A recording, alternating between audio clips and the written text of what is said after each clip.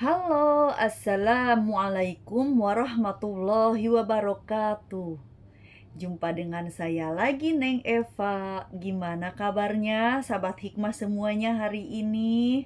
Yang soleh dan solehah, yang baik hatinya, yang cantik dan yang ganteng, yang tidak sombong, rajin menabung, serta rajin sedekah.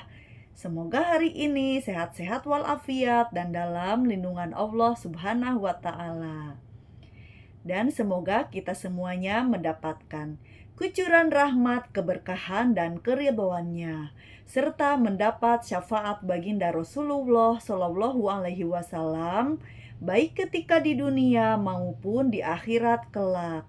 Amin, amin, amin, ya robbal alamin.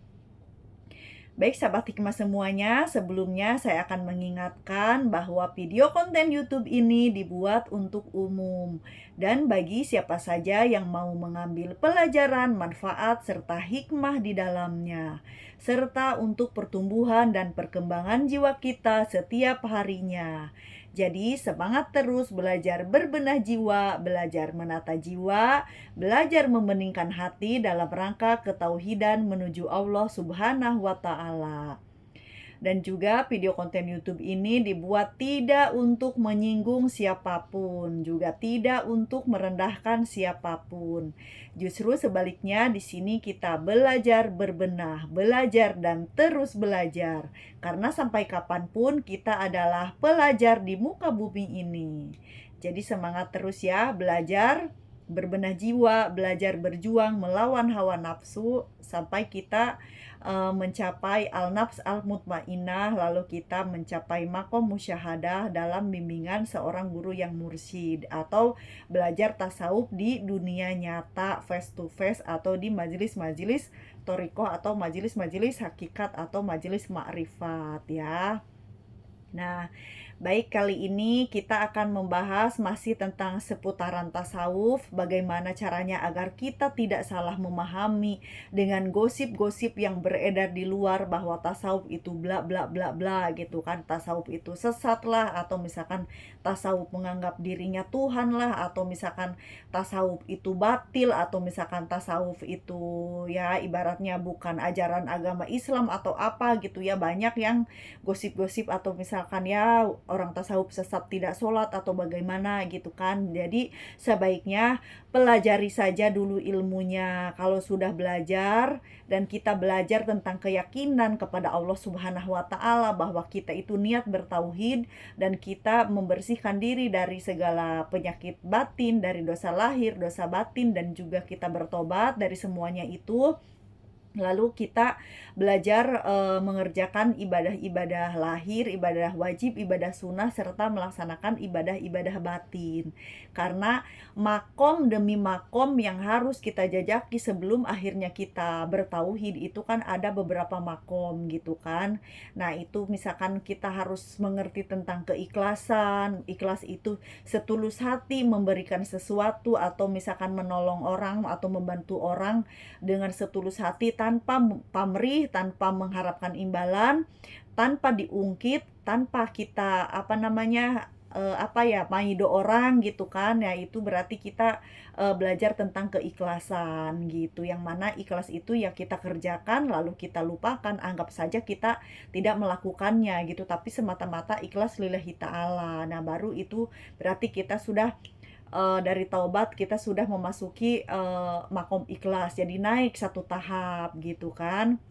Lalu kita misalkan tingkatkan lagi menjadi mujahadah, misalkan kita berperang melawan hawa nafsu, bahwa memang hidup itu tidak lepas dari ujian, cobaan, dan godaan. Tentu godaan hawa nafsu yang buruk, yang tidak baik itu akan selalu ada. Makanya butuh untuk bermujahadah melawan hawa nafsu tersebut. Jadi naik lagi satu tingkat, nanti naik lagi ke tingkat qanaah, naik lagi misalkan ke tingkat syukur, naik lagi ke tingkat sabar, naik lagi ke makom misalkan waro, misalkan makom zuhud, makom tawadu, lalu baru ridho gitu kan. Atau misalkan tiap orang itu kan perjalanan ruhani itu beda-beda ya.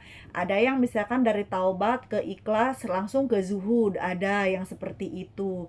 Ada yang dari ikhlas ke jihad, zuhud, langsung ke syukur tanpa qanaah dulu tapi banyak bersyukur lalu baru bisa qanaah. Ada juga yang qanaah dulu menerima kenyataan baru mengerti rasa syukur gitu. Nah, itu memang perjalanan ruhani setiap dari salikin itu beda-beda.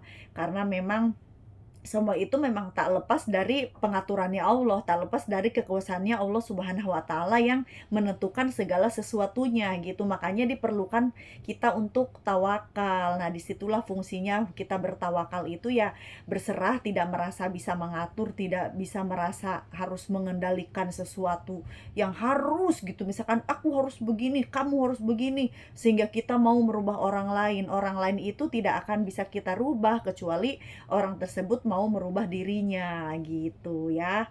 Jadi kita memasuki makom ibadah-ibadah batin tahap demi tahap gitu. Makanya harus diperlukan juga kesabaran gitu. Tapi kalau kita sabar, kalau belum ikhlas dan tawakal, apakah kita bisa menjadi orang yang sabar? Nah, jadi intinya taubat dan ikhlas itu tuh poin-poin paling penting gitu untuk awal-awal mula menjadi ahli tasawuf itu sangat penting sekali gitu, taubat dan ikhlas. Lalu nanti lama-lama akan tawakal ya bisa menjadi orang yang sabar gitu kan. Sabar itu emang sulit gitu, kecuali orang-orang yang ikhlas dan bisa bertawakal. Nah, jadi sebelum sabar ya kita ikhlas dulu dong. Ikhlas aja belum istiqomah gimana mau sabar kan gitu istilahnya gitu kan ya. Nah, sini kita akan bahas juga tentang tasawuf itu sebagai perwujudan ihsan dalam syariat Islam. Nah, maksudnya bagaimana? Pokok-pokok agama itu kan ada 3. Yang pertama iman, kedua Islam, ketiga ihsan. Ini secara syariat. Tapi kalau secara hakikat Islam itu nomor paling tinggi gitu. Jadi setelah makrifat baru Islam. Bingung ya? Bingung. Ya udah jangan dulu dibahas ya. Kita bahas 3 dulu ini. Jadi iman, Islam, ihsan. Nah, kalau tentang iman ya kita pasti tahu, yakin kepada Allah kan, meyakini dengan hati, dilaksanakan dengan perbuatan. Lalu kita yakin Allah lah Tuhan kita, yakin kepada rukun iman yang 6 itu, dan kita menjalankannya. Kita belajar kitab, kita ikuti sunnah-sunnah baginda Rasulullah SAW gitu kan. Kita percaya bahwa Allah itu menurunkan kitab, ada 104 kitab. Kita percaya hari akhir itu ada, hari kiamat itu ada, qada dan qadarnya juga ada, malaikat-malaikat tentu Allah ciptakan gitu, dan malaikat itu kan makhluk yang paling banyak. Lalu kita istiqomahkan, kita yakini semua itu, lalu kita laksanakan dengan perbuatan-perbuatan kita, dengan menjalankan Al-Quran dan Sunnah ya, mengamalkannya gitu. Nah, lalu kita menjalankan rukun Islam gitu. Setelah Islam kita sempurna, ya itulah berarti kita sudah mencapai agama Islam. Jadi kita tuh sudah Islam secara syariat. Kalau sudah rukun Islam itu kita jalankan semuanya yang 5 itu. Nah, kalau ihsan ini, jadi kita itu beribadahlah seolah-olah kita melihat Allah. Kalaupun kita tidak melihat Allah, ketahuilah bahwa Allah lah yang melihat kita. Nah, kalau kita sudah bisa menyadari setiap gerakan, setiap amal ibadah kita, terutama di dalam sholat, sudah kita yakini, kita sudah bisa mengistiqomahkan rasa kesadaran tersebut di dalam sholat dan di dalam ibadah-ibadah yang lainnya, yaitulah ihsan. Jadi kita seolah-olah melihat Allah dalam ibadah kita. Kalaupun kita tidak bisa melihatnya, sesungguhnya Allah lah yang melihat kita. Itu ya hadisnya, itulah ihsan gitu. Dalam keterangannya, dalam hadisnya seperti itu. Jadi nah, kenapa diadakan ilmu tasawuf? Salah satunya yaitu untuk mewujudkan ihsan itu gitu. Karena seorang ahli tasawuf itu selalu dalam gerak langkahnya, dalam ibadahnya, dalam kesehariannya, dalam canda dan tawanya, dalam sedih dan bahagianya itu selalu connecting to Allah gitu, selalu relate ke Allah gitu, selalu sambung kepada Allah, selalu melihat Allah di dalam segala sesuatu di dalam batinnya. seolah-olah. Jadi kesadaran jiwa seolah-olah kita selalu melihat Allah gitu. Kalaupun kita tidak melihat Allah, memang kita selalu bersama Allah dimanapun kita berada. Yakinilah hal itu. Nah, kalau kita sudah bisa seperti itu, itulah ihsan dan itulah akhlak ahli tasawuf. Lalu di mana sesatnya yang seperti itu? Gitu kan pertanyaannya. Dalam hadis udah jelas ihsan itu ya seperti itu, seolah-olah melihat Allah. Kita belajar ilmu tasawuf dikatakan sesat, astagfirullahaladzim, ya Allah gitu kan. Itu gimana pikirannya gitu ya. Jadi saya kadang bingung gitu sama orang-orang yang mudah mengklaim ilmu yang bagus tapi diklaim sesat gitu. Saya bingung gimana belajarnya, apa gimana otaknya gitu kan, gimana pikirannya, maksudnya mohon maaf ya, maksudnya gimana cara mikirnya gitu, kok bisa nganggap sesat bagian mananya gitu. Apa jangan-jangan pemikiran kita yang dibatasi oleh gosip-gosip atau misalkan komentar-komentar yang negatif gitu. Makanya di sini saya sarankan kalau belajar ilmu tasawuf itu jangan batasi logika kita dengan syariat. Jangan batasi logika kita dengan syariat, karena ilmu tasawuf itu adalah ilmu hakikat. Ilmu hakikat tentang jiwa. Jiwa itu nggak ada batasnya. Jiwa itu wilayah batin yang luas. Mungkin dunia pun dengan jiwa kita bisa lebih luas jiwa kita apabila kita mampu mempelajari ilmu tauhid dengan baik dan benar gitu ya. Karena ini urusan batin. Batin itu tanpa batas. Seperti halnya kesabaran dan ketawakalan itu tuh nggak ada batasannya. Lalu bagaimana kita lalu bagaimana kita kok bisa-bisanya membatasi ilmu tasawuf atau ilmu hakikat itu dengan batasan syariat? Ya tentu ya berarti kan mental gitu loh. Nah di situ jadi sesatnya itu bukan sesat ilmunya, tapi pikiran kita lah yang menyesatkan diri gitu kan. Nah, makanya di sini berhati-hatilah, kalau batin urusannya dengan batin, kalau dohir urusannya dengan dohir gitu ya. Batin ketemu batin, dohir ketemu dohir. Artinya belajar tasawuf jangan sekali-kali dibatasi dengan syariat atau dibatasi dengan logika kita yang baru mencapai keterbatasan tertentu gitu, atau baru dalam batas-batas tertentu. Jadi buka hati, buka pikiran seluas-luasnya, selapang-lapangnya untuk menampung ilmu tauhid seluas-luasnya pula gitu ya.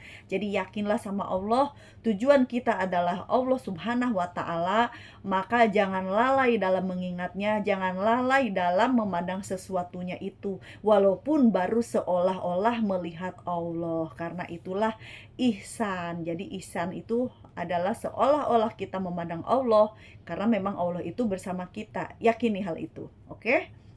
Wallahu a'lam bishawab. Saya mohon maaf kalau ada kekurangan dan kesalahan dalam menyampaikannya. Saya hanya manusia biasa yang belajar dan terus belajar.